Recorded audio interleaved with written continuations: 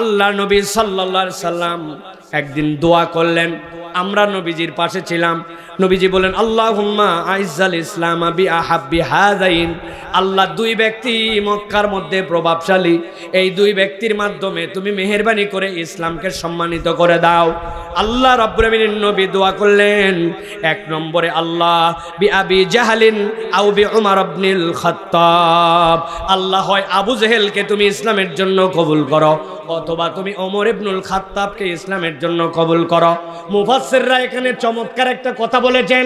আল্লাহ নবী ওমর ইবনুল খাত্তাব রাদিয়াল্লাহু তাআলার নামটা অরিজিনালি বলেছিলেন, কিন্তু আবু জেহেলের নাম তো আবু জেহেল না। আবু জেহেল মানে মূর্খের বাপ।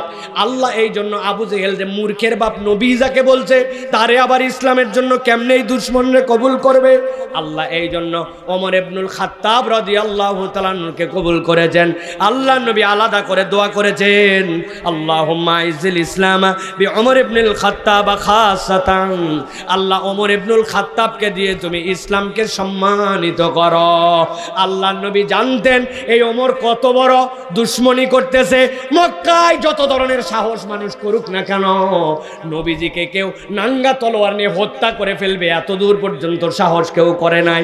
ওমর সিদ্ধান্ত নিয়েছেন, অনেক হয়েছে, অনেক বুঝানো হয়েছে, ডান হাতে তোমার জন্য সূর্য দেওয়া হবে, বাম হাতে তোমার জন্য চাঁদ দেওয়া হবে। আসলে চন্দ্র সূর্য তো এনে দেওয়া সম্ভব নয়, কিন্তু মক্কার সম্মান, মক্কার নারী, মক্কার নেতৃত্ব, মক্কার সম্পদ, মক্কার যত ধরনের পথ সব তোমাকে দেওয়া হবে। তারপরে এই লোকটা কথা শোনে না। আর কত কথা শোনানো, আর শোনার সময় নাই। এখন তার ধরের থেকে, তার ঘাড়ের থেকে তার কল্লাটা আলাদা করে দিলেই ঝামেলা চুকে যাবে। এর আগ পর্যন্ত কেউ এই সাহস করে নাই। হযরত ওমর এই সাহস যখন করেছেন, আল্লাহ নবী তার জন্য তারপরেও দোয়া করেছেন। আল্লাহ ওমর রাদিয়াল্লাহু তাআলা নূরকে আল্লাহর নবীর এই দোয়ার কল্যাণে কবুল করে নিয়ে ইসলামের ইতিহাসে শ্রেষ্ঠতম বীর বানায় দিয়েছে। এই জন্য প্রিয় ভাইয়েরা, আপনি যখন দেখবেন কোনো একটা মানুষ প্রভাব প্রতিপত্তিশালী, কোনো একটা মানুষ সম্পদে আগায় গেছে, তার একটা ক্ষমতা, তার একটা ব্যক্তিত্ব আছে, তাকে হিংসা করা যাবে না। হিংসা করা কখনো মুসলমানের চরিত্র নয়, বরং আপনাকে তার জন্য দোয়া করা লাগবে। আল্লাহ তার সম্পদ দিয়েছ, ব্যক্তিত্ব দিয়েছ, ওয়েট দিয়েছ, ওজন দিয়েছ, এইটা দ্বারা ইসলামের কল্যাণ তুমি তার দ্বারা নাও। এই দোয়া করলে আপনি নবী যেরকম দোয়া করেছেন ওই সুন্নত আদায় হবে, আবার আল্লাহর কাছে আপনি আপনার ইজ্জত বৃদ্ধি করে নিতে পারবেন। সুবহানাল্লাহ। তাহলে আমাদেরকে এই চরিত্রটা রপ্ত করতে হবে যে আল্লাহ রাব্বুল আলামিন যার যে যোগ্যতা দিয়েছেন, আপনারা শুনলে অবাক হবেন। ইলন মাস্কের নাম শুনেছেন আপনারা? টেসলা গাড়ির আবিষ্কারক। অল্প দিনের মধ্যে একটা মোবাইল তিনি আনবেন ঘোষণা দিয়েছেন। আপনার আমার যেরকম টাওয়ার লাগে, নেটওয়ার্ক লাগে, আবার নেটওয়ার্ক নাই, যখন মন চালো, ওই যে আমাদের 5ই আগস্টের আগে সারা দেশকে অন্ধকারে নিমজ্জিত করে রাখছিল, কারণ নেটওয়ার্কটা তার হাতের মধ্যে, ঠিক কিনা? তারা চিন্তা করতেছে স্যাটেলাইট দিয়ে পুরা দুনিয়াকে কাভারেজ দিবে, আপনার নেটওয়ার্ক স্যাটেলাইট থেকে ডাইরেক্ট আপনার ফোনে আসবে, অতএব কারো কাছে আপনি মুখাপেক্ষী হবেন না। এইরকম টেসলা গাড়ি আবিষ্কার করতেছে, নানান কিছু। আপনার কি মনে হয় জানি না, আমি আল্লাহর কাছে দোয়া করি, আল্লাহ এই লোকটা যে ধরনের চিন্তা করতেছে, যেই একবার রকেট ছুড়ে দিলে চলে যায় আর ফেরত আসতো না, ওই রকেট ওয়েস্টেজ, সে আবার রকেটকে ফেরত নিয়ে এসে নতুন করে ব্যবহার করার মতো আশ্চর্য ধরনের প্রযুক্তি পর্যন্ত সে বের করে ফেলেছে। আমি দোয়া করছি, আল্লাহ এই লোকটাকে তুমি দ্বীনের বুঝ দিয়ে দাও, এই লোকটাকে তুমি হেদায়েত দাও, এই লোকের দ্বারা তুমি ইসলামের খেদমতকে কবুল করে নাও। আপনি এরকম দোয়া করবেন না, এরকম না, আপনি আল্লাহর কাছে কামনা করবেন। আল্লাহ নবীর সাহাবী হযরত আবু হুরায়রা নবীজির দরবারে রেগুলার আসেন। আসার পরে একদিন বসে আছেন, মুহাদ্দিসিনে কেরাম দুই ধরনের মন্তব্য দিচ্ছেন। একটা হচ্ছে নবীজির দপ্তরে বসে থাকা অবস্থাতেই তার হাতের এই আস্তিনটা তিনি এরকম করে ধরে রাখছেন। কি ব্যাপার? খানিকক্ষণ পরে যখন হাত থেকে ছুটে গেছে, দেখে বিড়ালের একটা বাচ্চায় দেখতে বাড়ায় গেছে। উনি বিড়ালকে মহব্বত করে খেলাধুলা করেন। নবীজি ওই দিক দিয়ে যাওয়ার সময় ডাক দিয়েছেন, আবু হুরায়রা, ও আবু হুরায়রা। আবু হুরায়রা রাদিয়াল্লাহু তাআলা 5374টা হাদিস রিওয়ায়াত করেছেন। হযরত আবু হুরায়রার নাম ছিল আব্দুর রহমান, কিন্তু দুনিয়ার মানুষ তার নাম ভুলে গেছে। তার নাম হয়েছে বিড়ালের বাপ। ওই আবু হুরায়রা রাদিয়াল্লাহু তাআলা আনহু নবীজির দরবারে আসেন, কিন্তু তার মা এটা পছন্দ করে না, উল্টা কটু কথা বলে রাগারাগি করে। একবার আবু হুরায়রা নবীজি সাল্লাল্লাহু আলাইহি সাল্লামের কাছে আসলেন, আসার পরে বলেন, ইয়া রাসূলুল্লাহ, ইয়া হাবিবাল্লাহ, আপনি আমার মায়ের জন্য একটু হেদায়েতের দোয়া করেন। আল্লাহ নবী দোয়া করলেন, আল্লাহুম্মা ইহদি উম্মা আবি হুরায়রা, আল্লাহ আবু হুরায়রার মাকে তুমি হেদায়েত দিয়ে দাও। আবু হুরায়রা বলছেন, নবীর এই দোয়া শুনে আমি তৎপর হয়ে বাড়ির দিকে চলে গেলাম। দরজায় যেই না ডাক দিলাম, ডাক দেওয়ার পরে দেখি আমার মা তখন ভিতর থেকে একটু নরম কণ্ঠে বলতেছে, একটু দাঁড়াও, একটু অপেক্ষা করো। আমি আমার মায়ের কণ্ঠ এত নরম কখনো শুনি নাই। খানিকক্ষণ পরে যখন দরজা খুললো, জিজ্ঞাসা করলাম, মা এতক্ষণ ধরে আপনি কি করেন? বলে, তোকে মারার পরে, তোর সাথে খারাপ ব্যবহার করার পরে, মুহাম্মদ সাল্লাল্লাহু আলাইহি ওয়াসাল্লামের দরবারে যার জন্য তোকে গালি দেওয়ার পরে যখন তুই চলে গেছিস, আমার মনের মধ্যে উতাল পাতাল শুরু হয়ে গেল। খানিকক্ষণ পরে আমি নিয়ত করলাম, না না না, এই সত্যকে আর অস্বীকার করে থাকা যাবে না। আমি গোসল করে তুই আসার আগে রেডি হয়ে গেছি, এখন আমাকে মুহাম্মদ সাল্লাল্লাহু আলাইহি ওয়াসাল্লামের কাছে নিয়ে চল। আমি মুহাম্মদ সাল্লাল্লাহু আলাইহি ওয়াসাল্লামের কাছে যাওয়ার পরে ইসলাম কবুল করে আমি মুসলমান হতে যাই। হযরত আবু হুরায়রা খুশিতে কাঁদতে কাঁদতে আল্লাহ নবী সাল্লাল্লাহু আলাইহি ওয়াসাল্লামের কাছে আসলেন। আল্লাহ নবী সাল্লাল্লাহু আলাইহি ওয়াসাল্লাম বললেন, আবু হুরায়রা খবর কি? বলে, ইয়া রাসূলুল্লাহ, বাড়িতে যাওয়ার আগে দেখি আপনার দোয়া আমার বাড়িতে পৌঁছায় গেছে। নবীজি সাল্লাল্লাহু আলাইহি ওয়াসাল্লাম বড় খুশিতে আছেন। ভালো করে খেয়াল করেন, এই পর্যন্ত ঘটনা সকলেই জানি, ঠিক কি না? কিন্তু পরে একটা ঘটনা আছে। নবীজি সাল্লাল্লাহু আলাইহি ওয়াসাল্লামের কাছে আবু হুরায়রা আসছেন। আবু হুরায়রা রাদিয়াল্লাহু তাআলা আসার পরে মা মুসলমান হয়ে গেছে, তার আর আনন্দের কোনো শেষ নাই। দেখলেন নবীজি গদগদ খুশিতে, নবীর খুশিকে টার্গেট করে এবার দোয়া করতে চাইলেন। হযরত আবু হুরায়রা নবীজি সাল্লাল্লাহু আলাইহি ওয়াসাল্লামকে বললেন, হে নবীজি, আপনার কাছে একটা দোয়া চাইছিলাম আমার মায়ের জন্য, এবার আপনার কাছে আরেকটা দোয়া চাই, এবার আপনি মেহেরবানি করে আমার জন্য একটা স্পেশাল দোয়া করে দেন। সুবহানাল্লাহ। নবীজি আল্লাহর কাছে দোয়া করলেন, আল্লাহুম্মা হাব্বিব উবাইদাকা হাদা ইয়ানি আবু হুরায়রা, হে আল্লাহ, আপনি আবু হুরায়রাকে আপনার কাছে প্রিয় বানায় নেন। ওয়া উম্মাহু ইলা ইবাদিকাল মুমিনিন, আর তার মাকে মুমিনদের কাছে আপনি প্রিয় পাত্র বানায় দেন। ওয়া হাব্বিব ইলাইহিমুল মুমিনিন, আর মুমিনরা যেন আবু হুরায়রাকে মহব্বত করে, আল্লাহ মুমিনদের অন্তরে আপনি আবু হুরায়রার মহব্বত ঢুকাইয়া দেন। আল্লাহ রাব্বুল আমিনের এই দোয়া এমনভাবে কবুল হলো, কিয়ামত পর্যন্ত যত মানুষ আসবে, আপনি যদি 3টা হাদিস নবীর বয়ান করেন, ওই 3 হাদিসের মধ্যে একটা হাদিস আপনি দেখতে পাবেন আবু হুরায়রা রাদিয়াল্লাহু তাআলা আনহু রিওয়ায়াত করেছেন, ঠিক কি না? নাম তার বলতেই হবে আপনাকে, আবু হুরায়রা রাদিয়াল্লাহু তাআলা আনহু। আমার দিলে অনেক তামান্না, আপনারাও এরকম তামান্না করবেন, জান্নাতে যাওয়ার পরে অনেক কিছু দেখতে চাবো। এর মধ্যে দেখতে চাবো মুসা আলাইহিস সালাম যে এক থাপ্পড়ে একটাকে মারছিল, আল্লাহ ওই দৃশ্যটা একটু দেখাবেন আল্লাহ। আমাদের মন যা চাবে তাই দেখবো।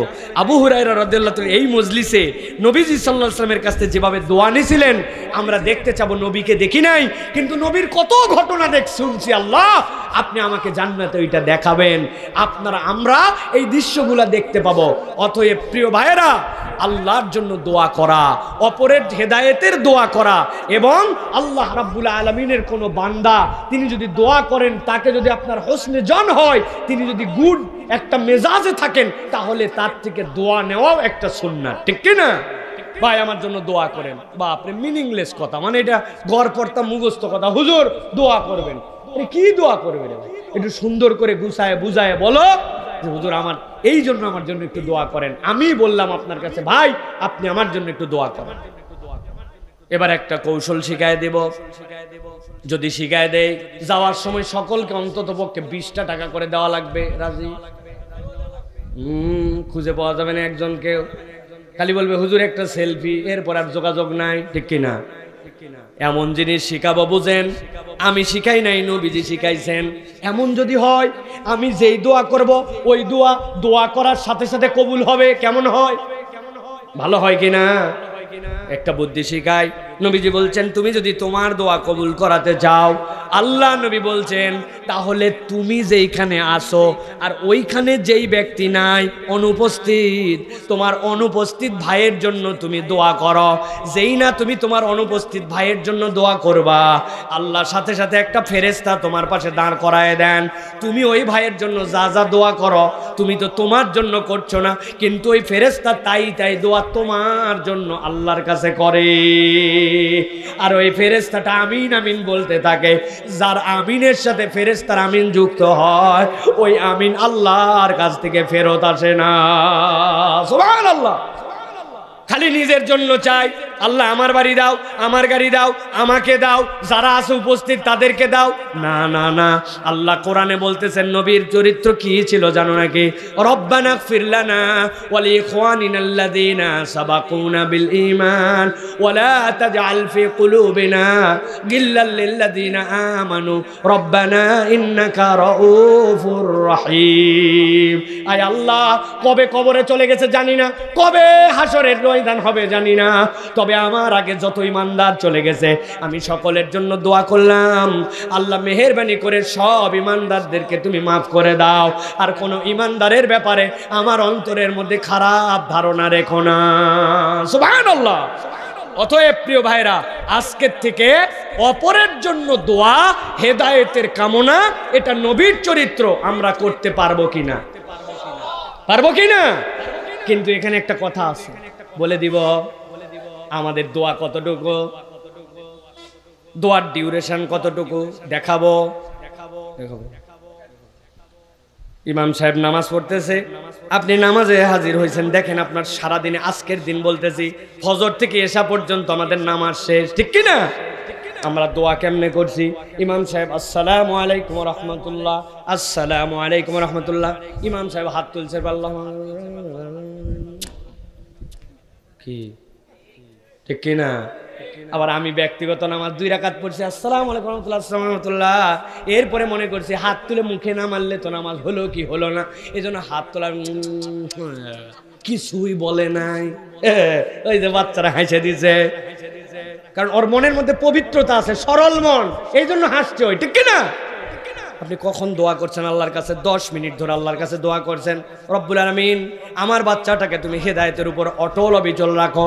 আল্লাহ, ওর জন্য পড়ালেখার কত চেষ্টা করি, কিন্তু পড়ালেখায় সফল হলেও জানি না ইমান ইসলামের উপর কতটুকু আগাচ্ছে। আল্লাহ, আমার পাশের বাড়ি, তার পাশের বাড়ি, প্রবাসী, অমুক তমুক, আল্লাহর কাছে দোয়া করতে করতে 10 মিনিট পার হয়ে গেছে। হাত তুলে বলেন একজন, হুজুরও যদি সাহস থাকে হাত তুলুক, আমি সহ, যে হুজুর 10 মিনিট আজকের দিনে টানা আল্লাহর কাছে দোয়া করছি, একটা বান্দাও খুঁজে পাওয়া কঠিন। কথা বলেন, কত কাজ করলাম, আজগবি গল্প, মোবাইলে কিছু না হলেও 20-30 মিনিট ফেসবুক চালালাম, ইউটিউব চালালাম, কিন্তু আল্লাহর কাছে একটুখানি কায় মনোবাক্যে 10 মিনিট দোয়া করেছি। সেজদাটা 3 তাসবির বেশি হয় না, তাও তাসবিহগুলা সুন্দর হয় না। সুবহানাল্লাহ, সুবহানাল্লাহ, সুবহানাল্লাহ, হ্যাঁ আছে না? এই সুবহানাল্লাহ এটা কোন ভাষা? চিটাগাঙ্গের সুবহানাল্লাহ, কক্সবাজারের সুবহানাল্লাহ, হ্যাঁ। রুকুর মধ্যে যাই বলছে সুবহানাল্লাহ আযীম, সুবহানাল্লাহ আযীম, সুবহানাল্লাহ আযীম। এই তাসবিহ কোথায় পেলেন আপনি? সুবহানা রাব্বিয়াল আযীম, সুবহানা রাব্বিয়াল আযীম, এইটুক পর্যন্ত বলার ধৈর্য আমাদের কুলায় না। অথচ আল্লাহ নবীর থেকে প্রমাণিত আছে, নবীজি সিজদার মধ্যে এমন ভাবে গেছে, হযরতে আয়েশা সিদ্দিকা রাদিয়াল্লাহু তাআলা আনহা বলছেন, আমার ভয় হলো আমার নবী বোধহয় দুনিয়ার থেকে চলে গেছেন, এই জন্য আমি খোঁচা দিয়ে দেখলাম নবীজিকে। নবীজি যখন নড়ছেন তখন বলছে আমার নবী হায়াতে আছেন। নবীর আগের গুনাহ পরের গুনাহ তো নাই, আমলনামাকে আল্লাহ মাসুম বানাই দিয়েছেন। ওই নবী দোয়া করে ঘন্টার পরে ঘন্টা, আর তার উম্মতের 10 মিনিট হাতে সময় নাই, ঠিক কি না?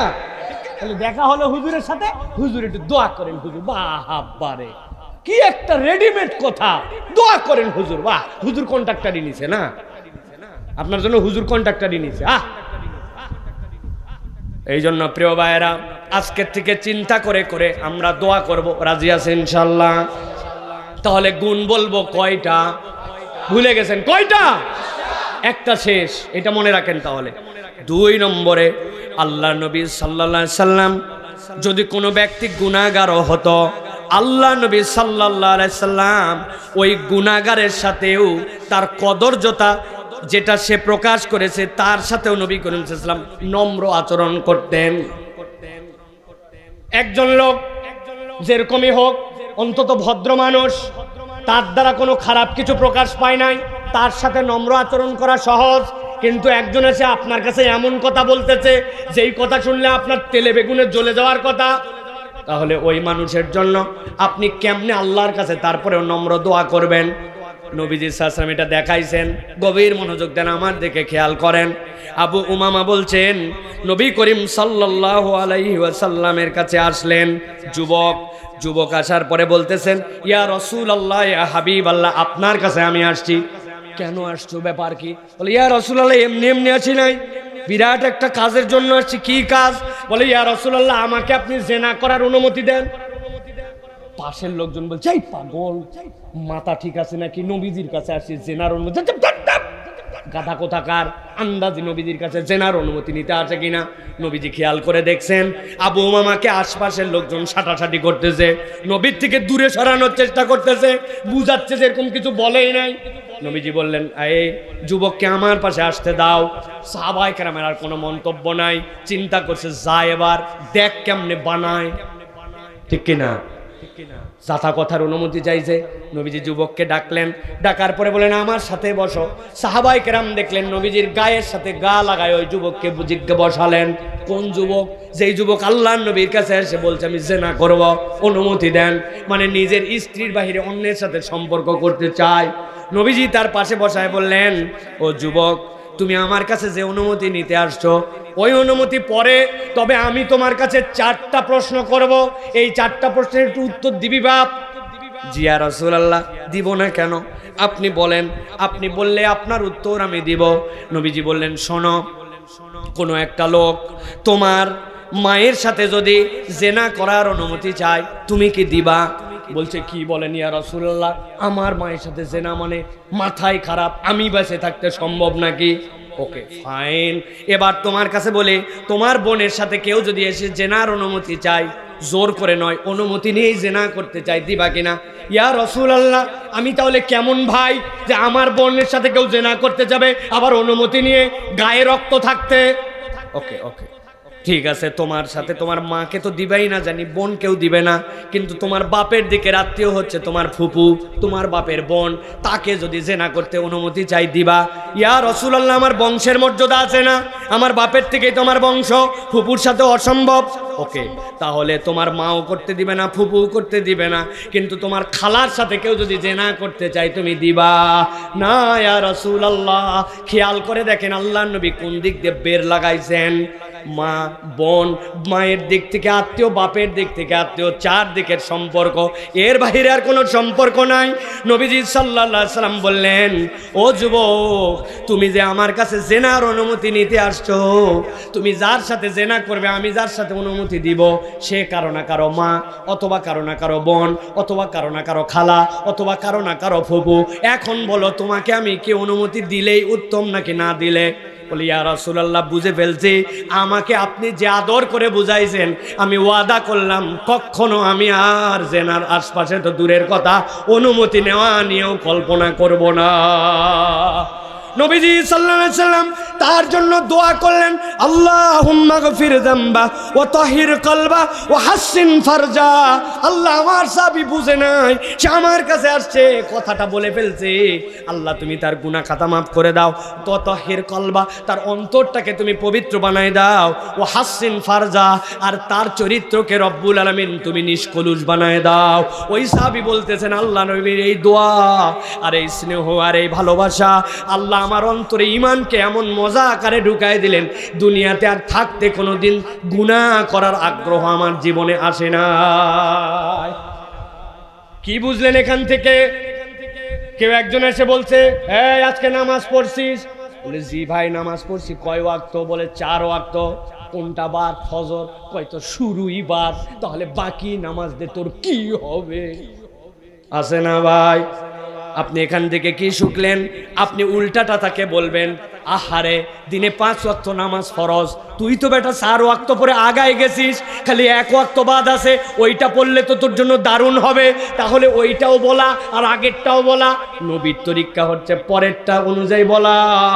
1 গ্লাস পানি আপনি আপনার সামনে রেখেছেন, অর্ধেকটা খেয়ে ফেলেছেন, একজন বলতেছে অর্ধেক গ্লাস ফাঁকা, আরেকজন বলতেছে অর্ধেকটা ভরা।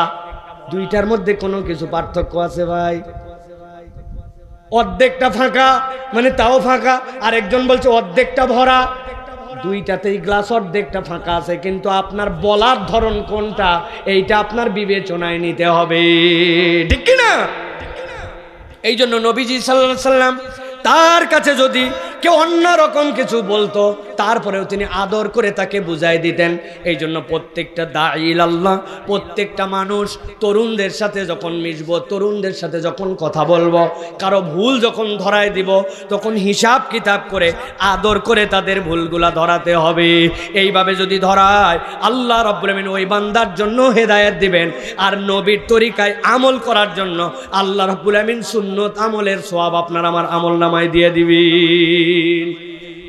আল্লাহ রাব্বুল আমিন কোরআনুল কারীমের মধ্যে বলছেন তোমার নবী কেমন ছিল জানো নাকি? খেয়াল করেন, গভীর মনোযোগে বোঝেন। আল্লাহ বলছেন ফাবিমা রাহমাতিম মিনাল্লাহি লিনতা লাহুম, আল্লাহ দয়া করে আপনার অন্তরটা নরম বানায় দিয়েছিলেন। ওয়ালাউ কুনতা ফাজ্জান গালিজাল কলব, আপনার অন্তর যদি শক্ত হতো, আপনি যদি রাগী স্বভাব মেজাজি মানুষ হতেন, লানফাদ্দু মিন হাওলিক, আপনার পাশে কোনো মানুষ থাকতো না। আল্লাহ বলতেছেন আপনার অন্তর নরম আর কোমল হওয়ার কারণে মানুষ আপনার কাছে এসেছে। অতএব ইমানদারের চরিত্র কখনো দুর্মুখ, ইমানদারের চরিত্র কখন চূড়ান্ত রাগী, ইমানদারের চরিত্র কখন মেজাজি হবে না, বরং ইমানদার হবে মায়া এবং দয়াওয়ালা চরিত্রের অধিকারী, ঠিক কি না? তবে এই দয়াটা বাহিরে দেখাতে হবে। বন্ধুর সাথে যখন দেখা হবে, বন্ধু বল এরকম মানুষই হয় না। আপনার যারা কর্মী তারা বলবে এরকম লিডারই হয় না। কিন্তু কেবল বউয়ের সাথে যখন যাবেন, বউ তখন আল্লাহর কাছে বলবে এরকম জাহান্নামী কোনো বান্দাই হয় না, ঠিক কিনা? কারণ বাহিরে বিরাট ভালো সুফি সদরুদ্দি, কিন্তু বউয়ের কাছে যাওয়ার পরে উনার থেকে বড় রাগী কেউ নাই, ঠিক কিনা? কারা কারা বউ মারেন হাত তোলেন? আহা, কক্সবাজার এরকম কোন লোকই নাই, ঠিক কিনা? লজ্জা পেয়ে যাবেন জানি, হয়তো মারেন না, কিন্তু কথা দিয়ে এমন মার দেন যেই মারটা একটা মানুষ অনেক সময় পিটন খেলে সহ্য করতে পারবে, কিন্তু অন্তরের কষ্টটা মানুষ ভুলতে পারে না, ঠিক কিনা? অন্তরের ব্যথা বিরাট ব্যথা। আমি জীবনে একটা কথা কেন জানি ভুলতে পারি না, সেটা হচ্ছে ইউনিভার্সিটিতে যখন পড়তাম, চুল তো আমার আগের থেকেই বাবরি চুল, লম্বা চুল। আমার সাথে যে রুমমেট ছিল, আমরা দুইজন রুমে থাকতাম। তো রুমে একটা ওয়ালের মধ্যে আয়না লাগানো ছিল, ওই আয়নার মধ্যে একটা চিরুনি রাখা থাকতো। আমি আগের থেকেই ছিমছাম গুছানো পরিষ্কার পরিচ্ছন্ন, এটা আল্লাহ আমার ফিতরাতের মধ্যে ঢুকাই দিয়েছেন। আমি কোনো অগুছালো কিচ্ছু দেখতে পারি না, এমনকি মাহফিলের মধ্যেও না। এই যে একটা ভাই একটু আগে মহব্বত করে এত বড় এক বোতল এখানে দিছে, বলেন তো ভাই ওই বোতলের কি এখানে কাজ? ওই বোতল থেকে আমি পানি খেতে পারবো? তাহলে এই ভিডিওটা সারা দুনিয়ায় যাবে, দেখবে একজন আজারে একটা বোতল এনে দিল, এটা আমার রাগ সৃষ্টি করছে, ওই জন্য আমি সরাই দিছি। আমি গুছানো তবিয়তের মানুষ, এটা আল্লাহ আমাকে দিচ্ছেন। এখন আমি ওই চিরুনিটা ময়লা হয়ে গেছে, আমি আমার ওই রুমমেটকে বলছি যে ভাই রে চিরুনিটা ময়লা হয়ে গেছে, একটু ধুলে হয় না? ও তখন আমাকে বলছে চুল কার বড় সে জানি ধোয়। কথাটা কি ভুল? কথা বলেন ভুল না? কিন্তু আমি তাকে অনেক মহব্বত করি। আমার চুল বড়, তোমার চুল ছোট, তুমি ধুবা আমি ধুবো না এরকম না, কিন্তু হঠাৎ করে মনে হচ্ছে তুমি এত কিছু ধুলা, চিরুনিটা এরকম কালো হয়ে গেছে, কেন ধোও নাই? সে আমারে বলে দিছে চুলদার বলো সেই ধুবে। কথা কিন্তু কিছুই না, কিন্তু দিলের মধ্যে একটা ওই সময় কষ্ট লাগছে। এটা পরে, এটা তো মাফ করে দেওয়ার ঊর্ধ্বে, কিন্তু ওই কথা কবে বলছে ইউনিভার্সিটি 2004-05 সালে, আজ পর্যন্ত 20 বছরে আমি ভুলতে পারি নাই। অথচ কত বন্ধু বান্ধব আমার পাশাতে লাথি মারছে, মনেই নাই লাথির কথা। ইয়ার কি করে লাথি মারে না ভাই? ইয়ার কি করে কান মলে দিছে না? এরকম করে আসে কানের এই জায়গায় এমন মারছে ভাই, কপাল পর্যন্ত জ্বলে গেছে, কিন্তু ওই বন্ধুর নাম মনে নাই, কিন্তু ওইটুক কথা বলছে দিলের মধ্যে রয়ে গেছে, আছে কিনা? এই জন্য সব সময় হাতের মায়ের নয়, অনেক সময় কথার মায়েরও জঘন্য হয়, ঠিক কিনা? বাপ তুলে, দাদা তুলে, বংশ তুলে স্ত্রীকে গালাগাল করে, আছে না? খবরদার, খবরদার। আর কক্সবাজার অঞ্চলে একটা জিনিস খুব প্রচলিত আছে, কোনো গালি না দিলেও একটা গালি বলে ময়াকার গয়ে দীর্ঘই। বানান করে দিব? হ্যাঁ দিব, বানান করব না? আর নিচে নামা লাগবে। আহা, কেন রে ভাই এত মুখ খারাপ কেন আমাদের? আবার অনেকগুলা বউ আছে বাহিরে বলে, উহ এরকম ভাবি হয় না, আমাদের ভাবি ইউনিক ভাবি, সব কিছুতে সে হাস্যোজ্জ্বল, কিন্তু বরের সামনে গেলেই তার মুখ জম্মের কালা। আছে না ভাই? এমন স্বামীর সাথে বিহেভিয়ার করে, এমন ধরনের কথাবার্তা বলে, অকৃতজ্ঞতা স্বরূপ। এটা আল্লাহ পর্যন্ত পছন্দ করেন না। বাজার করে আনছে, সব আনছে, বেচারি কপাল খারাপ। ওই দিনই সে অল্প একটু নারিকেলের তেল আনতে বলছিল, আনে নাই। বউ সব পাইছে, 5 কেজি গরুর গোশত আনছে 4000 টাকা দিয়া, 100 টাকার ছোট্ট একটা তেল আনতে ভুলে গেছে। স্বামীরে খোঁটা দিয়ে বলে, 22 বছর সংসার করে কি পাইলাম? আছে না ভাই? কিচ্ছুই পাই নাই, কথায় কথায় সব উড়ায় দেয়। এটা কখনো ইমানদারের চরিত্র হবে না। ইমানদার কমল এবং নরম চরিত্রের অধিকারী হবে। আল্লাহ রাব্বুল আমিন বলছেন, যেহেতু আল্লাহর নবী আপনাকে এই গুনাহগুণ দেওয়া হয়েছে, ফাফু আনহুম ওয়াস্তাগফির লাহুম, আপনি ক্ষমা করে দেন এবং আপনি তাদের জন্য আল্লাহর কাছে ইস্তেগফার করেন। সুবহানাল্লাহ। এই যে ভালোবাসা, এই যে মুহাব্বত, এই যে দিলের টান, এটা কি জন্য ভাই বলেন তো? বিশ্বাস করেন এইটা একমাত্র কারণ যে আল্লাহ রাব্বুল আলামিনের জন্য আমরা কথা বলি, আর এই কথাটা যারা শুনে তারাও আল্লাহকে ভালোবাসে। এই আল্লাহকে ভালোবাসা, ইসলামকে ভালোবাসা, ঈমানকে ভালোবাসা, এই কারণে একটা সম্পর্ক আর মোহাব্বত হয়ে গেছে, ঠিক কি না? অনেক সময় শতভাগ ইখলাস নিয়ে আমরাও কথা বলতে পারি না, অনেক সময় শতভাগ ইখলাস নিয়ে যারা শোনে তারাও শোনে না, কিন্তু তারপরে মোহাব্বতটা কেন হয়? মোহাব্বতটা হয় কোরআন এবং ইসলামের কথার কারণে। আপনি যৌক্তিক কারণে আগুন জ্বলাইছেন নাকি অযৌক্তিক কারণে আগুন জ্বলাইছেন, আগুনে এটা বুঝবে না। ওর উপরে কাগজ ধরলে যৌক্তিক হলেও পুড়বে, অযৌক্তিক হলেও পুড়বে, ঠিক কি না? এই জন্য কোরআন হচ্ছে এমন সম্পর্ক, আমরা হয়তো শতভাগ ইখলাস তো আমাদের অনেক কম, কিন্তু এই কোরআনের কথা বলার কারণে আল্লাহ দিল টু দিল আমাদের হৃদয়ে একটা ভালোবাসা দেন। সুবহানাল্লাহ। আল্লাহ রাব্বুল আলামিন বলছেন, দুনিয়ার মানুষ ভালো করে বোঝো, দুনিয়া তো সকলের লাগে, পরকালও সকলে হয়তো আশা করে, কিন্তু যারা ঈমানদার তারা আর যারা ঈমান আনে না তাদের মধ্যে একটা মৌলিক পার্থক্য আছে। আল্লাহ রাব্বুল আমিন বলছেন, ওয়ামান আরাদাল আখিরাতা ওয়া সাআ লাহা সা'য়াহা ওয়া হুয়া মুমিন। আল্লাহ বলছেন, এই দুনিয়ার মানুষ, দুনিয়াতে এক শ্রেণীর মানুষ আছে যারা পরকালের দিকে তাকায়া আল্লাহর কাছে আশা করে যে রব্বুল আলামিন এই দুনিয়ার জগতে কিছু পাই বা না পাই, আমাকে পরকালের দিকে টার্গেট করে কাজ করতে হবে। আল্লাহ বলছেন, এমত অবস্থায় ওই মানুষটা যদি মুমিন হয়, আল্লাহ বলছেন আমি গ্যারান্টার হলাম, ফাউলাইকা কানা সায়ুহুম মাশকুরা, তাদের এই প্রচেষ্টার কারণে দুনিয়ায় অনেক কামনা করেছিল, হয়তো তার জন্য সেই পরিমাণ ইজ্জত হয় নাই যে পরিমাণ অন্য একজন মানুষ যে ইসলাম পালন করে না, তার যে পরিমাণ সম্পদ, তার যে পরিমাণ বাড়ি, তার যে পরিমাণ প্রভাব, একজন মুমিন হয়তো জীবনে সেইটা পায় নাই।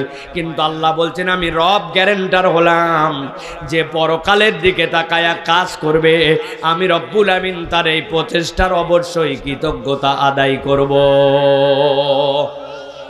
আল্লাহ রাব্বুল আমিন এর পরে বলছেন, কুল্লান নুমিদ্দু হাউলাই ওয়া হাউলা,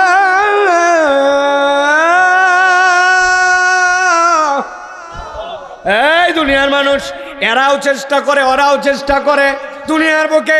আল্লাহ রাব্বুল আলামিন বলছেন, এদেরকেও দেন, ওদেরকেও দেন। আল্লাহ একজন লোক 5 ওয়াক্ত নামাজ পড়ে, আরেকজন লোক ঈমানই আনে নাই, সে নামাজই পড়ে না, নামাজের আশপাশের সাথে তার কোনো সম্পর্ক নাই। কিন্তু কক্সবাজারের ভাই জিজ্ঞাসা করি তো, দুইজনই যদি সাগরে নৌকা নিয়ে যায় আর দুইজনই যদি সিজন মতো জায়গা মতো জাল ফেলে, তাহলে মুসলমান যেরকম মাছ শিকার করে অন্য ধর্মাবলম্বী লোক মাছ পায় কিনা? যদি ধান লাগাই তাহলে মুসলমানের জন্য যেরকম সূর্যের আলো, জমিন থেকে যেরকম পানি, ও মুসলমানের জন্য সেইটা আছে কি নাই? মুসলমান আখ লাগাইছে, কুষার লাগাইছে। মুসলমানের কুষার হয়েছে মিষ্টি আর মিষ্টি, আর বেঈমানের কুষার হয়েছে তিতা। বিষয়টা কি তাই না? আল্লাহ বলছেন কুল্লান নুমিদ্দু হাউলাই ওয়া হাউলা, দুই দল লোকই পায়, কিন্তু এই পাওয়ার মধ্যে একটা পার্থক্য আছে। আল্লাহ বলছেন আতায়ে রাব্বিক ওয়া মা কানা আতাউ রাব্বিকা মাহজুরা। তবে জেনে রাখো, এক শ্রেণী যেইটা পায়, যারা পরকালকে টার্গেট করে নাই, ওদের দুনিয়াতেই দেনা পাওনার হিসাব শেষ, কিন্তু আল্লাহর কাছে অবারিত একটা পাওনা আছে। ওই পাওনাটা রব্বুল আলামিন ইমানদারের জন্য হেফাজত করবেন। সুবহানাল্লাহ।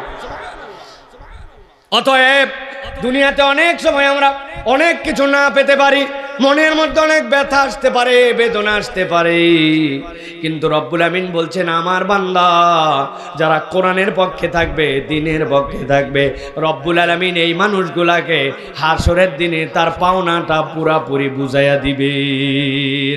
এখন আমাদেরকে বলতে হবে, দুনিয়াতেই সব পাওনা আমরা শেষ করতে চাই, নাকি আখেরাতের পুঁজি আমাদের রাখতে হবে? আখেরাতের পুঁজি রাখতে হবে, লাগবে প্রিয় ভাইরা। ওইটাই আমাদের মূল পুঁজি, মূল চালান। দুনিয়ার জীবন ছোট্ট একটু জীবন।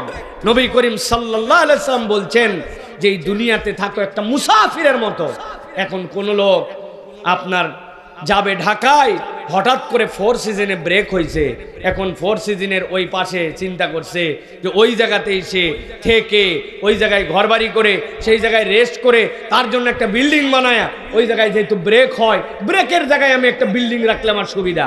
এইটা যদি কেউ করে, তাকে কেউ বুদ্ধিমান মানুষ বলবে না, বরং বলবে তুই ভাই সফরে আসিস, 15 মিনিটের যাত্রা বিরতি, আধা ঘন্টার যাত্রা বিরতি, এই জায়গায় তুই বাড়ি ঘর করতে যাবি কেন? বেকুব, এত ইনভেস্ট করা তো এই জায়গায় লস, ঠিক কিনা? যদি কিছু করতে চাস ঢাকায় একটা করে রাখ, ঠিক কিনা? তাহলে ইমানদার একটা যাত্রা বিরতিতে আসছে, ছিলাম রুহের জগতে, আসলাম দুনিয়াতে, চলে যাব আল্লাহ রাব্বুল আলামিনের কাছে। তাহলে দুনিয়াটা হচ্ছে আমাদের জন্য একটা যাত্রা বিরতি, ঠিক কিনা?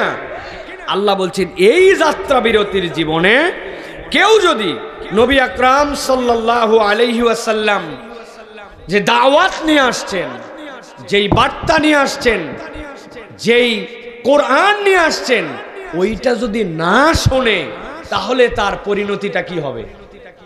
কক্সবাজারের মানুষ এবং আমরা বাংলাদেশের মানুষ, আমরা কি বলি? ওই পরিণতি খুব খারাপ হবে। কি বলি ভাই? কথা বলেন, কি হবে ভাই? খারাপ তো হবে বুঝলাম, কিন্তু খারাপটা কেমনে হবে? কি খারাপ আমার হবে আমি যদি এই কোরআন না শুনি? আমি যদি এই বার্তা, যেই বার্তার আয়োজন হলো, এটা না শুনে যদি আমি ঘোরাফেরা করি, আমি যদি এই বার্তা বোঝার পরে এখান থেকে মুখ ফিরাই, কি পরিণতি হবে? আল্লাহ রাব্বুল আমিন বলছেন দিলের কান খোলেন। কেবলমাত্রই কানটা, এই যে কান আছে, এই কান খুলেন না। অনেক সময় মানুষ মানুষকে বলে দিল দিয়ে কথা শোন। বলেন তো ভাই, মানুষ কি দিল দিয়ে কথা শোনে নাকি মানুষ কান দিয়ে কথা শোনে? কিন্তু দিল দিয়ে কথা শোন বলার উদ্দেশ্য কি? মানুষ কেবল কান দিয়ে কথা শোনে না, মানুষের একটা অন্তর আছে, যেই অন্তরে ওই কানের কথা প্রভাব ফেলে। এই জন্য বলা হয় তুমি দিলের কান দিয়ে কথা শোনো, ঠিক কিনা? মনোযোগ দিয়ে শোনো বলা হয়। আমি আপনার কাছে বলবো, এমন একটা আয়াতে কারিমা অপরিচিত কিছু নয়, কিন্তু আল্লাহ এই আয়াতে কারিমার মধ্যে এমন কথা ঢুকায় দিয়েছেন, রব্বুল আলামিন বান্দাদেরকে বলছেন, বান্দা ভালো করে বোঝো। কিয়ামতের ময়দান আল্লাহ বলছেন ওয়াসিকাল্লাযীনা কাফারু ইলা জাহান্নামা যুমারা হাত্তা ইযা জাউহা ফুতিহাত আবওয়াবুহা ওয়া ক্বালা লাহুম খাযানাতুহা। আল্লাহ বলছেন এই দুনিয়ার মানুষ যেই না হাসরের ময়দান হবে, ফাইসালা যখন হয়ে যাবে, ওয়াসিকাল্লাযীনা কাফারু, যারা দুনিয়ার বুকে রব্বুল আলামিনের বিধানকে অস্বীকার করেছিল, আল্লাহ তাদেরকে জাহান্নামের দিকে নিবেন। সুমারা, গুনগুন গুনগুন করে শব্দ করবে। মুফাসসিররা বলছেন এই গুনগুন শব্দের দুইটা ব্যাখ্যা। একটা হচ্ছে বিচার ফায়সালা হয়ে যাবে, এখন ওই বান্দার আর কোনো কিছু বলার থাকবে না, কিন্তু দিলের কষ্টে ফিস ফিস ফিস ফিস করে রোনাজারি করবে। আর একদল বলছেন তারা যখন চলবে, আল্লাহ একটা গ্রুপ গ্রুপ করে তাদেরকে জাহান্নামের দিকে নিবেন। যখন জাহান্নামের দিকে গ্রুপ গ্রুপ করে নিবেন, ওই মানুষগুলার মুখে কোনো বলার মতো কথা থাকবে না, কিন্তু যখন অনেকগুলা মানুষ চলে তখন পায়ের ঘর্ষণের একটা শব্দ হয়। আল্লাহ বলছেন এই পরিবেশটা এত ভয়াবহ হবে, ওই মানুষগুলা গুনগুনায়া পায়ের কেবল শব্দ নিয়ে জাহান্নামের দিকে যেতে শুরু করবে। আল্লাহ রাব্বুল আমিন বলছেন হাত্তা ইযা জাউহা ফুতিহাত আবওয়াবুহা, যেই না ওই বান্দাগুলা জাহান্নামের সামনে চলে আসবে, অটোমেটিক জাহান্নামের দরজা খুলে যাবে। নাউজুবিল্লাহ। অনেক দিন চিন্তা করছি রব্বুল আমিন কেন বললেন ফুতিহাত আবওয়াবুহা। তখন মনে হয়েছে এই যে আমার ফোন, আমার মোবাইল, আমার ল্যাপটপ, আমার পাসওয়ার্ড আমার জানা আছে। আমার যখন এই মোবাইলের দিকে তাকাই, এই মোবাইলে ফেস ডিটেক্টর দেওয়া থাকার কারণে যারা ব্যবহার করেন তারা জানেন আমার পাসওয়ার্ডও চাপা লাগবে না, আমার চেহারা দেখলেই আমার মোবাইল অন হয়ে যায়। ঠিক কি না মুরব্বী? আপনি আন্দাজে ঠিক ঠিক বলেন না, এটা যুবকরা বুঝবে, এটা ভালো করে বোঝেন। এই জন্য রব্বুল আমিন বলছেন হাত্তা ইযা জাউহা ফুতিহাত আবওয়াবুহা, যেই নয় মানুষরা জাহান্নামের সামনে আসবে, সাথে সাথে জাহান্নামের দরজা খুলে যাবে। ওয়া ক্বালা লাহুম খাজানাতুহা, তাদেরকে বলা হবে তোমরা তোমাদের আবাসস্থল দেখতে পেয়েছো কিনা। একবার চক্ষু বন্ধ করে কল্পনা করেন জাহান্নাম কি ভীষণ ভয়াবহ। তার সামনে আসা মাত্র অপেক্ষা করতে হয় নাই, দরজা খুলে গেছে, আর তাদেরকে বলা হচ্ছে জাহান্নাম তোমার পরিণতি, তোমার পরিণতির জায়গায় এসেছো কিনা। সর্বশেষ তাদেরকে জাহান্নামের পাশে দাঁড় করানোর পরে রব্বুল আলামিন তাদের কাছে আবার বলবেন দুইটা জিজ্ঞাসা তাদের কাছে করো। তাদের কাছে জিজ্ঞাসা করা হবে আলাম ইয়াতিকুম রুসুলুম মিনকুম ইয়াতলুনা আলাইকুম আয়াতি রাব্বিকুম ওয়া ইউনজিরুনাকুম লিকা ইয়াউমিকুম হাযা। এই জাহান্নামীরা, দরজা খুলে গেছে, তোমরা যে নিকটস্থ আবাসস্থল তোমাদের, তোমরা আবাসস্থলে আসছো, কিন্তু আরেকবার তোমাদের কাছে জিজ্ঞাসা করা হোক। কি জিজ্ঞাসা?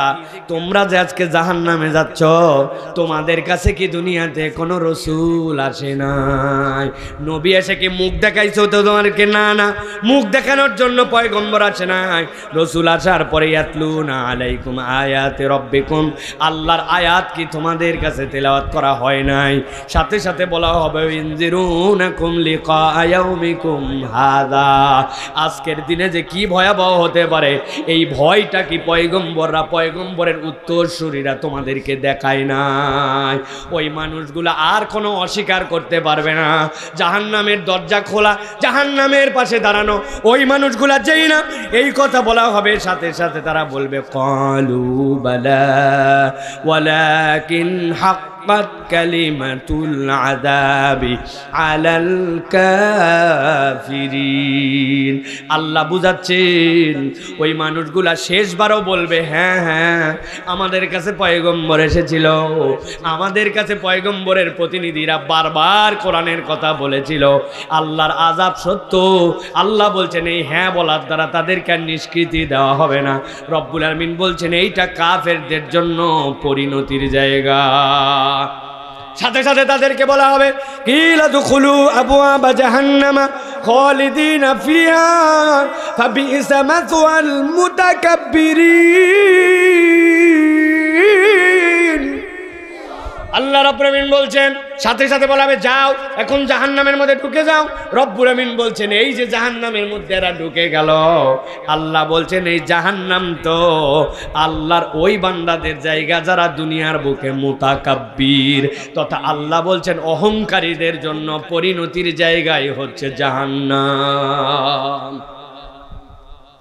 জিজ্ঞাসা করবেন এখন যারা বসে আছেন ওয়ান টু ওয়ান, ওই যে পিছনের কোণা থেকে সামনে পর্যন্ত খেয়াল করেন, আল্লাহ রাব্বুল আমিন 5টা পয়েন্ট এখানে কথা বলছেন।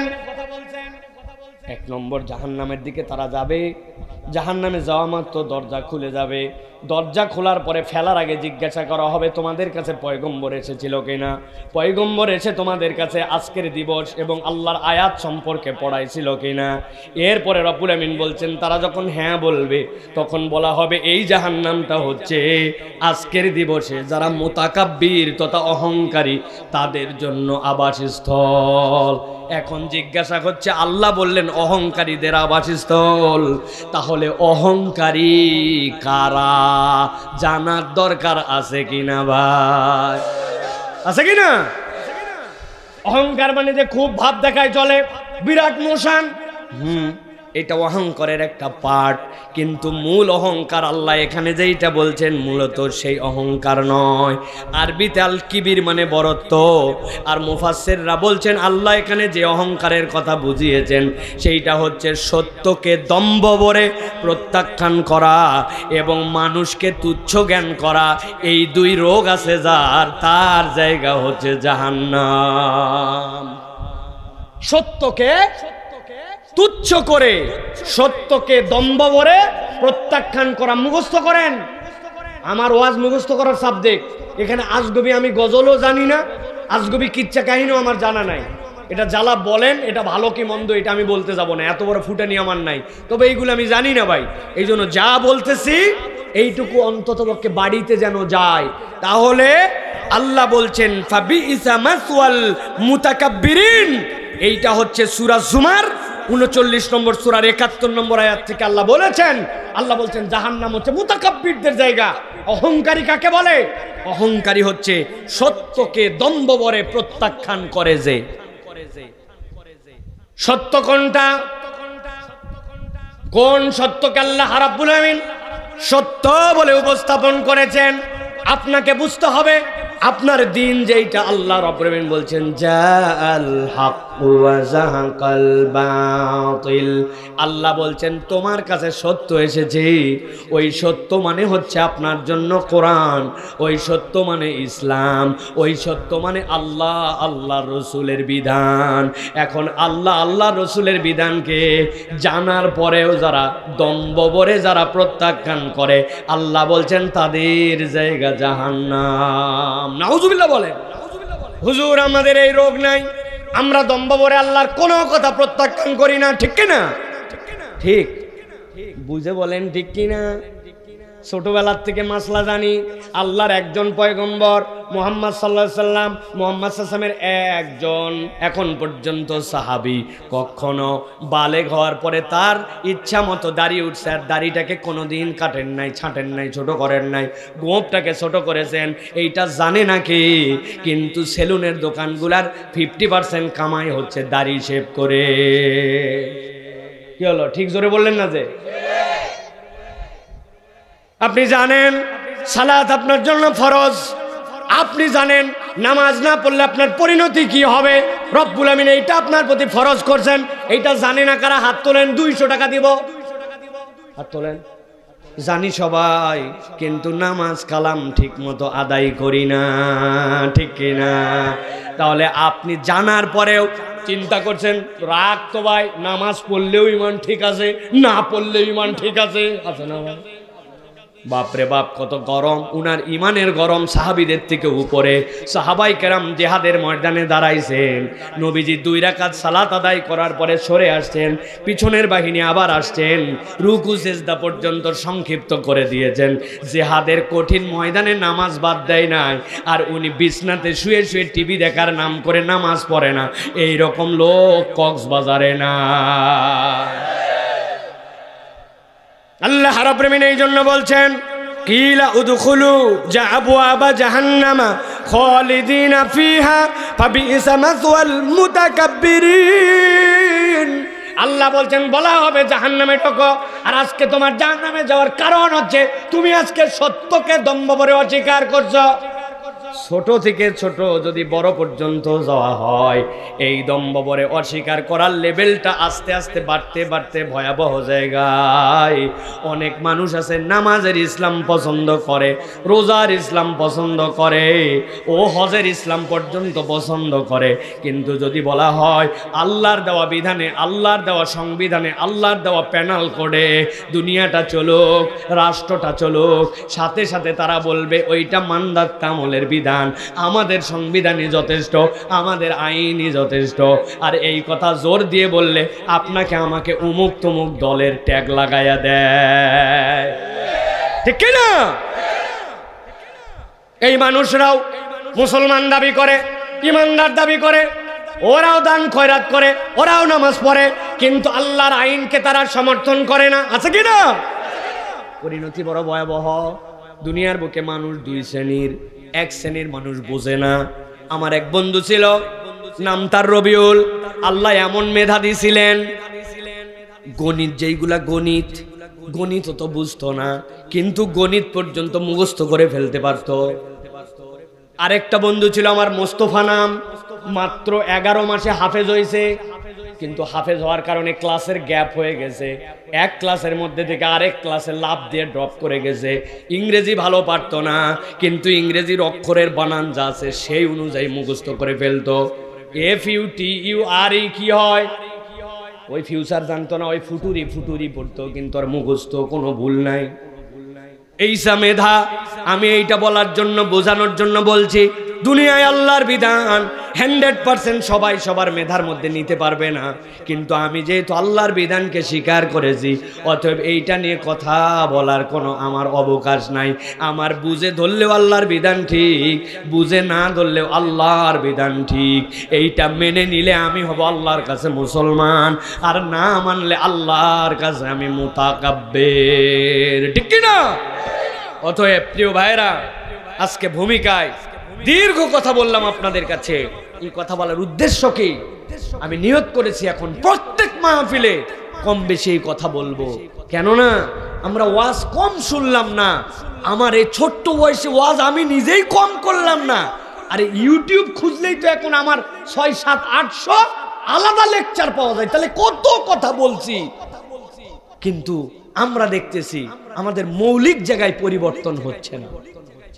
আমরা বলতেছি বিনয়ী চলাফেরা করছি, আচরণে ভদ্র মানুষ বলতেছে, কিন্তু আল্লাহর দৃষ্টিতে আমরা অহংকারী হয়ে ঘোরাফেরা করতেছি, কেননা জেনে বুঝেও আল্লাহর বিধান আমরা পালন করছি না, ঠিক না? প্রিয় ভাইয়েরা, মা বোনেদের কথা প্রায় বলি, এরা যখন বিয়ে শাদীর অনুষ্ঠানে যায়, এক মহিলা আরেক মহিলার সাথে দেখা হয়েছে, বলছে আপা আপনাকে তো চিনলাম না, আপনি কে হন? বউয়ের কে হন? বরের কে হন? কই বেটা চিনবে না মানে? তোর পাশের বাড়ির আমি বিলকিস রানী।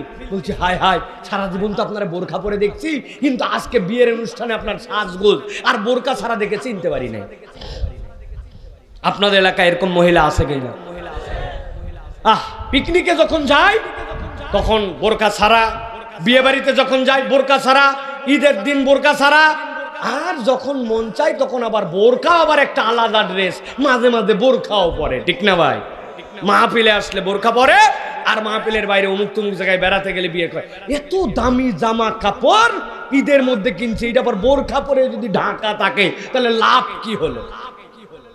আমার ওয়াইফ, ওর কথা বলি, মাঝে মাঝে আমি বলি এটা ভালো জামা কিনো তো, একটু দাম দিয়ে জামা কিনো। বলছে দেখো আমি বিয়েতেই যাই আর ঘুরতেই যাই, আর বাড়িতেই বাহিরেই যাই, আর যেখানেই যাই আমার তো উপরে বোরখা, তো বাড়ির ভিতর আমার এত জামা কাপড় দামি দিয়ে আমি কি করবো? আমার তো ড্রেস একটা।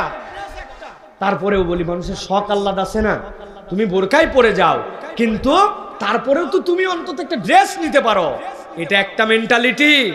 এই মেন্টালিটিকে আমরা অ্যাপ্রিসিয়েট করি।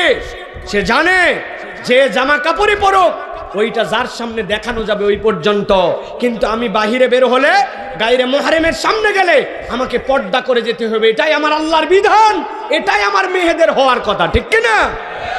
কিন্তু এটা কি তাই? হাজী সাহেবের মেয়ের জামা কাপড়ের ঠিক নাই, আছে না?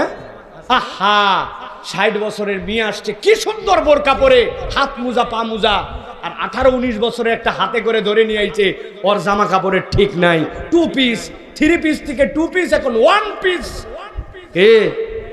1 পিস পরে ঘুরতেছে। একজন যদি জিজ্ঞাসা করে কি আপা আপনার তো পর্দার বিধান হালকা, 60 বছর পার হলে মিন্স বন্ধ হলে হাত মোজা পা মোজা ছাড়াও চলে, কিন্তু যার পর্দা ব্যাপক করা লাগবে উনার অবস্থা এরকম কেন? বলবে বাবারে আমিও বিয়ের পরের থেকে বোরকা ধরছি, আল্লাহ দিলে বেটি বিয়ের পরের থেকে পর্দা করবে। হাসলেন আপনারা, আছে কিনা ভাই? কথা বলেন আছে কিনা? প্রিয় ভাইরা, আমার বলার উদ্দেশ্য, এই ভূমিকাটা দীর্ঘ দিলাম, আমরা যেন আজকের থেকে এইটা নিজের সাথে শপথ করি যে আমরা দম্ভ ভরে সত্যকে উপেক্ষা করব না, আল্লাহর বিধান জানবো আর মানবো। রাজি আছি? হাত উঁচু করেন আল্লাহর কাছে, রাজি আছে? শক্ত করে হাত তোলেন, টান করে হাত তোলেন, তুলছেন সবাই?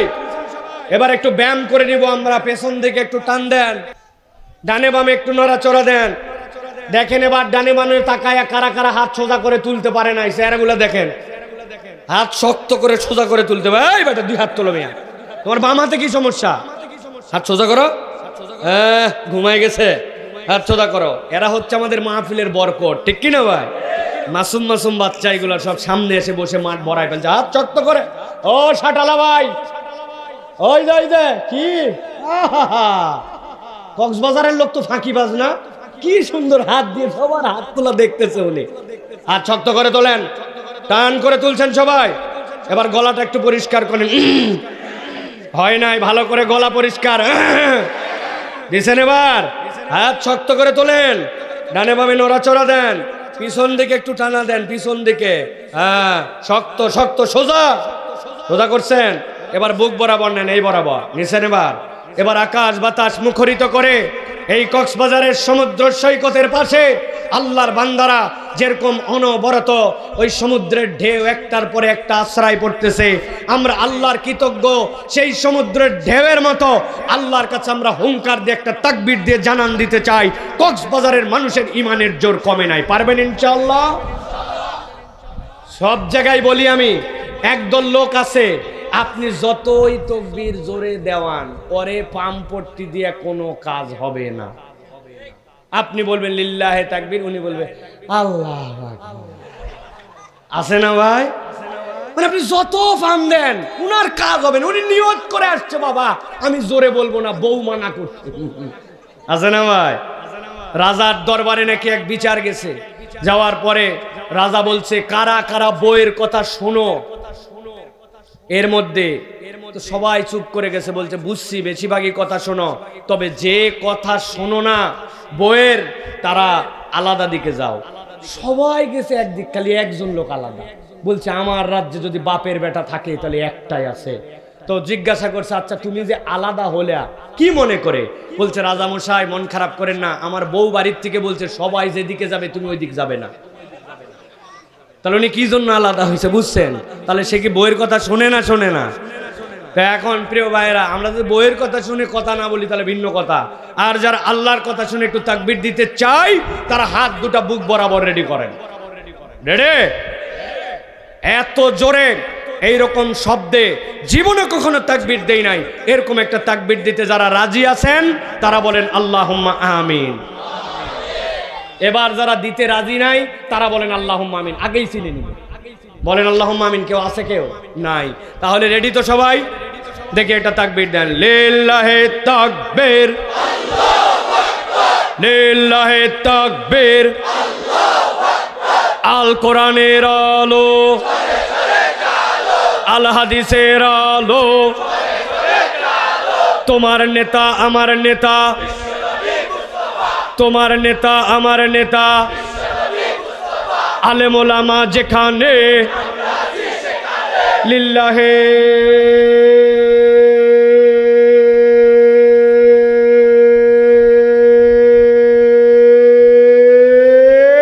তাকবীর। আলহামদুলিল্লাহ বলেন।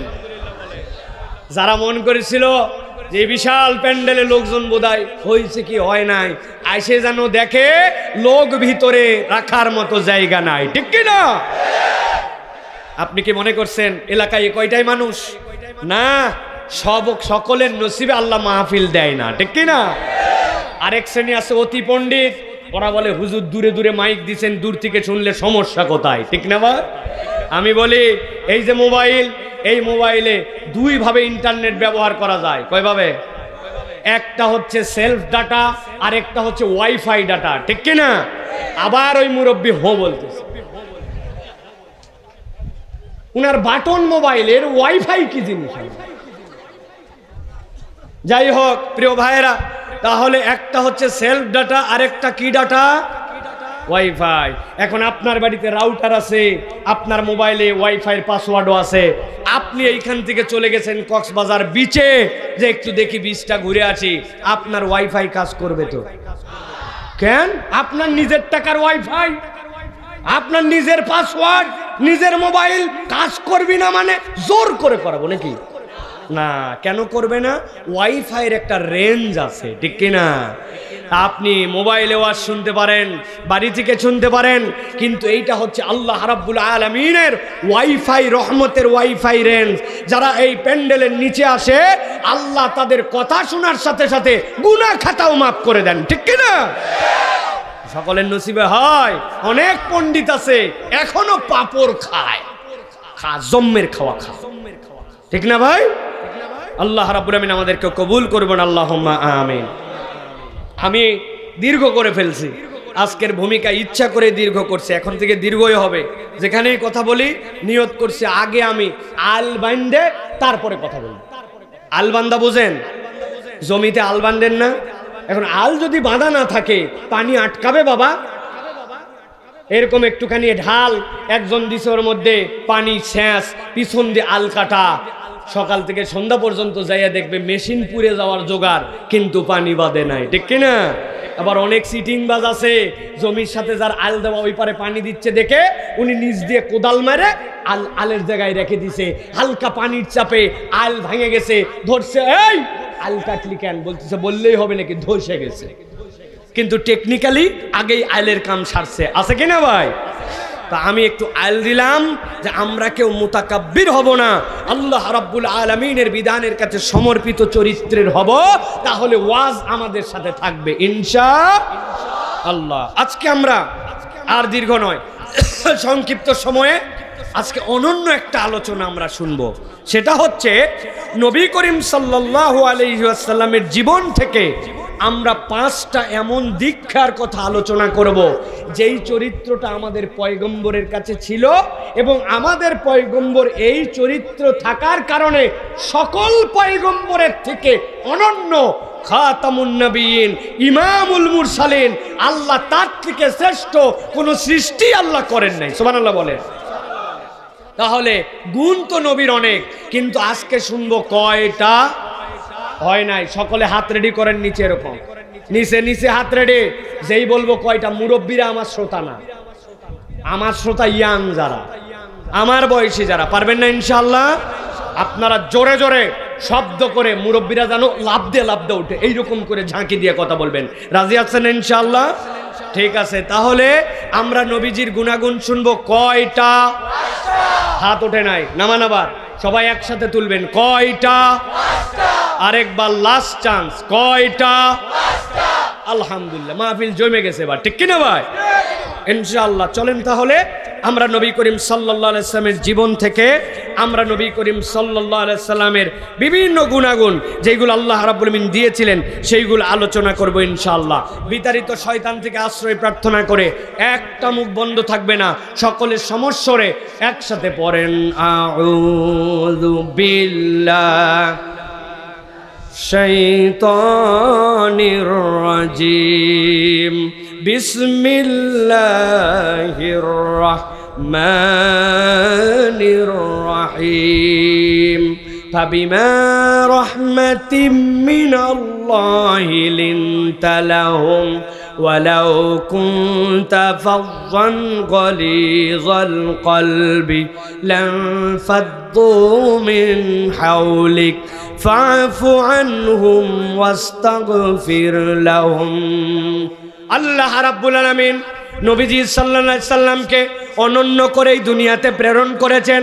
আল্লাহ নিজে সাক্ষ্য দিয়ে বলছেন, আমার হাবিবের চরিত্র তোমাদের দ্বারা নয়, বরং আল্লাহ রাব্বুল আলামিন কর্তৃক গাইড করা, আল্লাহ কর্তৃক ইনস্টল করে দেওয়া। আল্লাহ রাব্বুল আলামিন নিজে বলছেন ওয়া ইন্নাকা লাআলা খুলুকিন আযীম। আল্লাহর নিজের নাম আজিম। আল্লাহ রাব্বুল আলামিন এই আজিম দ্বারা এমন কিছু বুঝিয়েছেন যার কোনো সীমা খুঁজে পাওয়া যায় না। কিয়ামত পর্যন্ত যেই গুণাগুণের কথা আলোচনা করতে থাকলেও আল্লাহ নবীর গুণাগুণের আলোচনা শেষ হবে না। আল্লাহ বলছেন ওই পয়গম্বর হচ্ছেন আমার নবী মুহাম্মাদুর রাসূলুল্লাহ। আমরা নিজেরা যদি একটু মাথা নিচু করে ভাবি যে রব্বুল আলামিন আপনাকে আমাকে কত বড় পয়গম্বরের অনুসারী বানায় দিলেন, কোনো আবেদন নাই, কোনো আল্লাহর কাছে আমাদের কামনা নাই, আল্লাহর কাছে আমরা বলিও নাই, বা এই বলার দ্বারা আমাদের জন্য এটা সিলেক্টও হতো না। রব্বুল আলামিন নিজে দয়া করে যেই পয়গম্বরের থেকে বড় পয়গম্বর নাই, ওই পয়গম্বরের উম্মত আল্লাহ বিশেষ দয়ায় আমাদেরকে করেছেন, ঠিক কি না? কোনো কামনা নাই আমাদের, আমাদের কোনো যোগ্যতাই নাই, আল্লাহ নিজে সিলেক্ট করছেন। আল্লাহ চাইলে আপনাকে শুআয়ব আলাইহিস সালামের কওমের মধ্যে পাঠাতে পারতেন, আল্লাহ চাইলে নূহ আলাইহিস সালামের কওমের মধ্যে পাঠাতে পারতেন, আল্লাহ চাইলে লূত আলাইহিস সালামের কওমের মধ্যে পাঠাতে পারতেন, পারতেন কি না? 1000 বছর দাওয়াত দিয়া 40 জন ঈমান আনে নাই, আপনার আমার অবস্থা কি হইতো ভাই, ঠিক কি না? কি যে হয়তো কেবল আল্লাহই জানে প্রিয় ভাইরা। এই জন্য রব্বুল আলামিন আমাদেরকে এই যে নিয়ামত দান করলেন, ওই নবীর জীবন থেকে আমরা 5টা গুণাগুণের সংক্ষেপ সময়ে দীর্ঘ আলোচনা করে একবারে আপনারা বিরক্ত হয়ে যাবেন এরকম নয়, তবে কথা শুনলে আশা করি দিলটা আপনাদের জুড়াবে। 1 নম্বর, নবী করিম সাল্লাল্লাহু আলাইহি ওয়াসাল্লামের একটা গুণাগুণ ছিল, তিনি যত ভালো এবং যোগ্য মানুষ তাদের জন্য সফলতা এবং হিদায়েতের দোয়া করতেন। ভালো এবং যোগ্য মানুষ, সে আমার পক্ষে নাই, কিন্তু সেই লোকটা যোগ্য, সেই লোকটা যদি ইসলামে আসে তাহলে ইসলামের কল্যাণ হবে। আমি হয়তো তাকে অত ব্যক্তিগতভাবে চিনিও না, কিন্তু আমার সেন্স বলতেছে এই মানুষটা যদি ইসলামে দীক্ষিত হয় তাহলে ইসলামের দ্বারা উপকৃত হতে পারে। এই জন্য নবী করিম সাল্লাল্লাহু আলাইহি সাল্লাম এই মানুষগুলোর জন্য দোয়া করতেন। এই মানুষগুলোকে কখনো ঈর্ষা, এই মানুষগুলোকে কখনো ঘৃণা অথবা এই মানুষগুলোর জন্য বদদোয়া আল্লাহ নবী করতেন না। তাহলে এইটা নবী করিম সাল্লাল্লাহু আলাইহি সাল্লামের একটা অনন্য গুণ ছিল। হযরত আব্দুল্লাহ ইবনে আব্বাস রাদিয়াল্লাহু তাআলা আনহু বলছেন,